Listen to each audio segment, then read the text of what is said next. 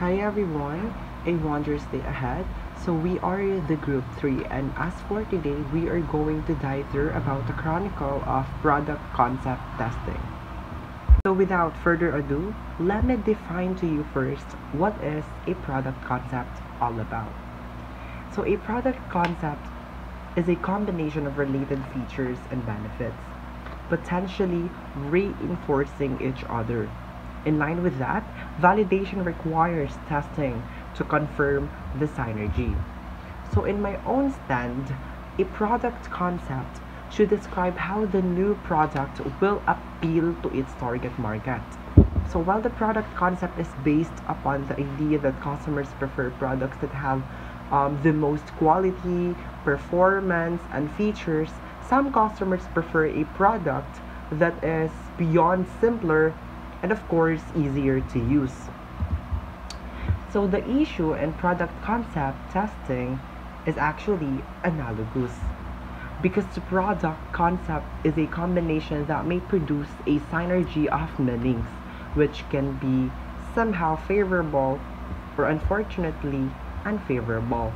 When we say analogous kasi, it's comparable.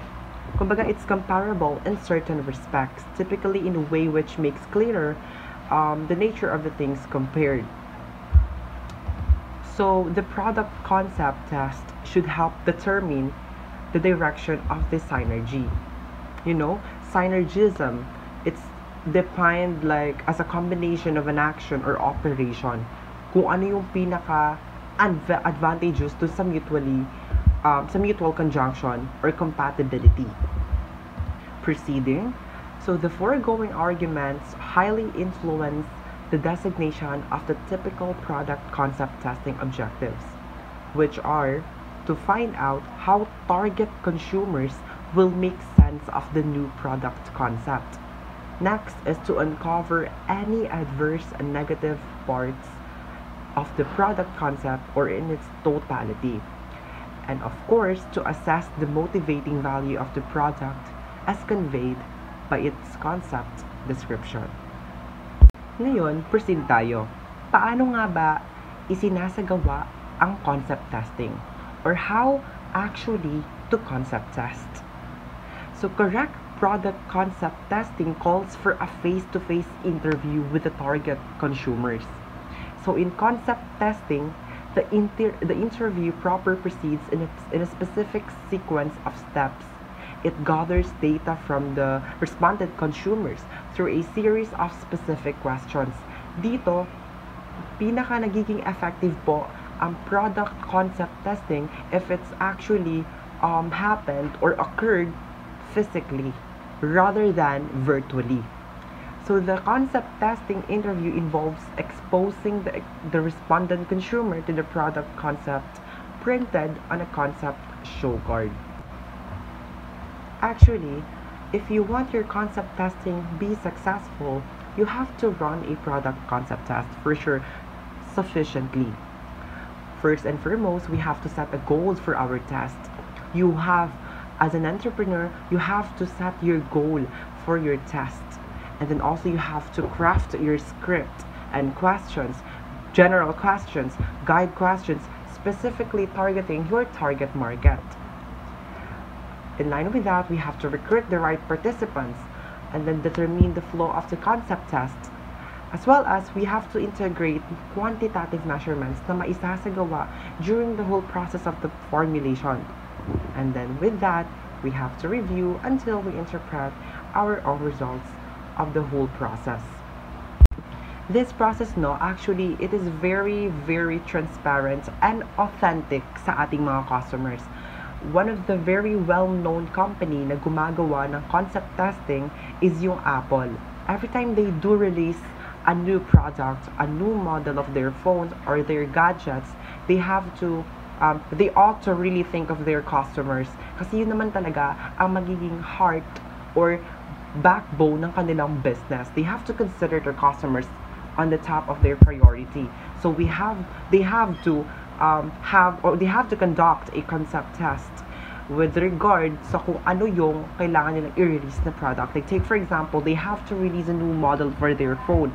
So of course, in order for them to actually launch the product, they have to first undergo sa concept testing na kung saan hihingiin nila ang opinion, ang feedback, ang lahat-lahat ng mag-gather nila na data, lahat-lahat na mag-gather nilang data that includes negative feedback and negative responses sa kung ano yung kanilang ilalunch or ilalabas na bagong product. Kasi kailangan ma-experience ito ng mga loyal customers nila first hand. Hindi pwedeng mag-undergo sila sa launching of product nang hindi nila na i-evaluate yung kanilang mga dapat i-evaluate or what we call the evaluations part. So that's very crucial, no? That's very pivotal sa kung ano yung ginagawa ng isang kumpanya. They have to really consider the heart of the, the heart of the business, which are their customers. Because the goal is to, to have a profit. So how can they have a profit if hindi ito ma-appreciate ng kanilang customers? Not to mention that product concept testing is an early stage market research method that maximizes the odds of you launching a product or service that people want to buy. So you explore the viability of a product or yung service with its target audience early on, and it proves its development from the feedback. That's how very pivotal the feedback of every customers are. Isa pa na example, halimbawa, yung food manufacturing company, they want to launch a new brand of, take for example, sugar-free cereal. So the product development team decides to survey existing customers to determine kung ano yung potential profitability ng isang product na kanilang ilo-launch. Kasi hindi pwedeng mag-undergo sila ng launching na hindi nagdadaan o hindi ma-determine yung potential profitability ng product na ilo-launch nila. That's how very pivotal the whole process of concept testing is. So next up, since product concept testing is about understanding reactions to the idea of a product or service, including its features, visual design, and often the packaging itself, quite often there is also an interest in understanding how to best position a product or service, turning the test into a product positioning concept test. So to guard against this source of data invalidity, research users can do any of these three things. Okay? Una na nga dyan, have the interviewer read aloud the concept show card with the respondent.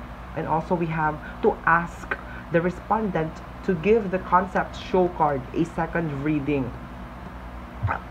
And of course, we allow the respondent to keep the concept show card with him or her as she or he is asked the next set of questions.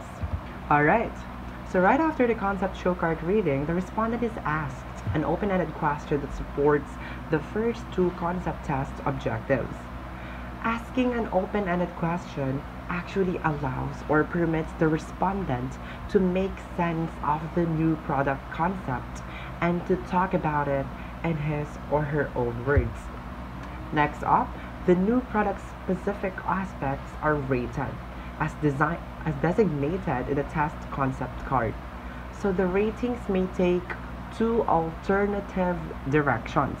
Una, to get the extent of consumers' liking for the product on the specific aspects. And yung pangalawa, to obtain how unique consumers see the specific aspects of the new product relative to competing brands.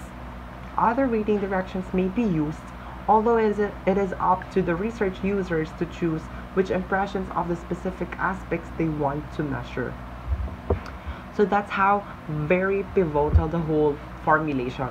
And ito, siguro nasa introduction, nasa background, more likely nasa concept, nasa theories pa lang po tayo ng concept testing. It's not actually like the actual process. Wala pa tayo nasa actual process. But it's somehow telling us already kung gaano siya ka-importante, how imperative it is to the lifeblood or to the bloodline ng isang business or ng isang kumpanya, especially if you are actually managing or owning a very large company that is very well known, not just domestically, but also globally. So the bar chart here shows the 4 categories of consumer purchase intentions: the definitely will buy, probably will buy, probably will not buy, and lastly, the definitely will not buy. The bars indicate the numbers of respondents or responses, or the proportion of the respondents in each category. The accompanying text emphasizes the importance of the order in which questions are asked in survey, particularly in product testing. Take note in here that the specific rating should come ahead of the overall ratings. This method helps in getting more accurate data about the customer's intention and preferences, potentially due to the more detailed reflection required before making a general judgment. So, tulad nga ng sabi dito, specific rating should come ahead of the overall rating. So, especially if nagko-concept testing tayo, if nagde-data gathering tayo, mas better if nauuna yung specific rating before yung overall rating. Kasi if ever na inuna natin yung overall rating, pwede yung result ng concept testing natin is hindi ganun ka-accurate. Magiging bias yung result natin. So, it's better na mas unahin natin yung specific ratings. The result of the product concept test served as the critical input to the development of the new product prototype or for improving the one already in the development process. The product manager also used the concept testing result in fine-tuning the product concept itself and therefore the new product positioning. Depending on how confident the new product manager feels about the concept fine-tuning, the product concept test may or may not be repented. So, tulad nga ng sabi dito na ang concept testing is ginagamit rin siya ng mga new product managers. Kasi sa concept testing, tinetest nila yung product, nagdi-data gathering sila. If ever na kung yung product ba is pasok sa buying intentions or preferences ng mga customers. So, ginagamit nila ito para malalaman nila kung ipe-pursue ba nila yung product or iibahin nila yung concept ng product if ever na hindi man maganda yung result ng data gathering nila. Product prototype testing. Prototype testing is the process of testing an early version of a product or feature with real users. The purpose of prototype testing is to evaluate your design before product development starts and identify problems early on. So, you can build a product that meets user needs and expectation. So, ang prototype ay isang early o unang version ng isang produkto. Ginagawa ito para matesting at makita kung may mga problema ang product at para malaman kung paano ito maayos. Example ng product prototype testing is if you're developing a photo editing app, you might test whether users can import photos and apply filters, effects, touch-up, and frames. Next is pricing and testing consumers' price sensitivity.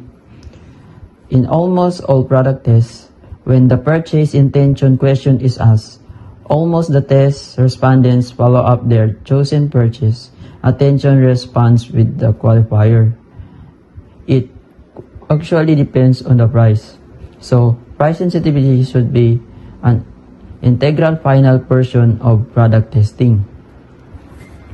So, kapag tatanungin ang mga tao, sasabihin nila na depende sa presyo kung bibilin ba nila o hindi. Kaya mahalaga na maging maingat tayo sa pagpipresyo ng mga produkto.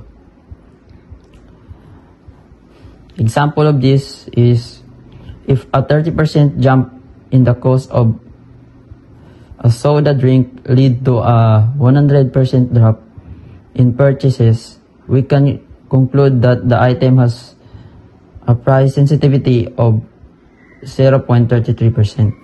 Price sensitivity research helps businesses understand how customers react to price changes. So, ang mga economists ay gumamit ng mga pag-aaral sa price elasticity relying on historical data to predict reactions. Itong methods na to ay may mga limitasyon at hindi practical para sa mabilisang pangangailangan ng mga negosyo. So, old method issues is, number 1, historical data relied on outdated information. Number 2, complexity took too long and was hard for business to understand. For example, if a retail store wanted to know how to price a new product, using old studies might not reflect current market trends, leading to broad pricing decisions. The Roberto PCR model is a simpler, faster method. It asks customers directly what price they would consider too high, given real-time useful data. For example, a smartwatch company might ask customers, at what price will this watch be too expensive? Using this, the company can quickly adjust their prices based on actual consumer feedback. And number 1, frequency of price choices shows how many people choose each price. Number 2, cumulative responses tells how many people would reject on specific price. Modern businesses like online stores or restaurants use the PCR model to set prices that reflect what customers are willing to pay. For instance, a restaurant can price dishes based on what customers think is fair, ensuring sales while keeping customers happy. In short, the PCR model helps businesses make faster, better pricing decisions by asking customers directly instead of relying on outdated and complicated methods. Good morning or good day to everyone. So this is slide 13. No, slide 13 consists of data collection. From the word of data collection, it means parang nagre-research, nag-analyze, or any means to collect data. Pero this is in business terms, okay? I'm talking about the business terms, not about the research terms. So, gathering the data includes the price level, no? Includes kung ano ba yung, halimbawa, bigyan ko kayo ng pinaka-summary, yung sa product, no? Sa data collection ng isang product, summary na to. Pag ba tinitignan mo yung isang product na gustong-gusto mo, hindi mo ba nire-research? Example yun ng data collection, inaalam mo yung price, yung quality, pati yung efficiency. Halimbawa ng mga product na to, iPhones, Samsung, AirPods or earbuds, yun yung pinakasama rin ng data collection, no? So, doon lang talaga umikot yung data collection sa kung paano mo ginagather yung data by any means necessary, by any means that you can see fit through it. So, yun yung pinaka-summarize dito. That is what we call data collection. You can have your own meaning of it, pero yun yung meaning na na-comprehend ko while researching about this so-called data collection na umiikot sa business terms. Okay? So, ano bang business terms ang sinasabi ko dito? It is about the marketing. Kaya ko binanggit yung tatlong product. It is because sila yung top entries. No, it's not actually top entries. Sila yung high-end level entries ng mga data analysts. So, yun. Mapunta naman tayo dito sa slide 14, which is so-called revenue maximization. Okay? dahan-dahanin ko lang yung pananalita ko kasi nga summary lang din naman to. So, revenue maximization means you are increasing your, doon tayo, you're increasing your revenue. But how? It is actually optimizing. Okay? From the word itself, optimizing. So, we are actually like conditioning it to the point na mag-a-adjust tayo sa price, mag-a-adjust tayo sa customer demand, sa needs, sa competition. Yeah, we can adjust in the competition. It is actually situational, okay? So, maraming factors. As in, maraming factors ng optimization pagdating sa revenue maximization. So, in business terms or in marketing terms, revenue maximization, yun yung pinakasama rin nun. Wala nang iba. Legit. Wala nang, hindi na natin nahaluan to ng mga mahirap o komplikadong mga salita na bakit pa natin haluan, meron na tayong optimization. So, yun nga yung pinaka goal nung revenue maximization. Yun talaga yun, as in, yun talaga yun, optimizing. So, kung may iba kayong meaning, yayo ka na dit. If kung may gusto kayong i-add, yayo ka na add it all you want. Kasi yung definition nitong revenue maximization, masyadong broad. What I'm talking about here is the most simplistic form of revenue maximization. Okay? Hindi naman kasi nire-required na sabihin ko lahat sa inyo ng factors. Ito yung factors nito, ito yung kailangan dito, ito yung ganto, kesyo ganto. Okay na yun, at least malaman yung simplest term. Maintindihan nyo na rin yung pinaka-complex terms nito. Yun lang naman yung key doon eh. So, yeah. Uulitin ko, revenue maximization has many factors, okay? It includes optimizing the price level, adjusting to customer demands, adjusting to competition, etc., etc.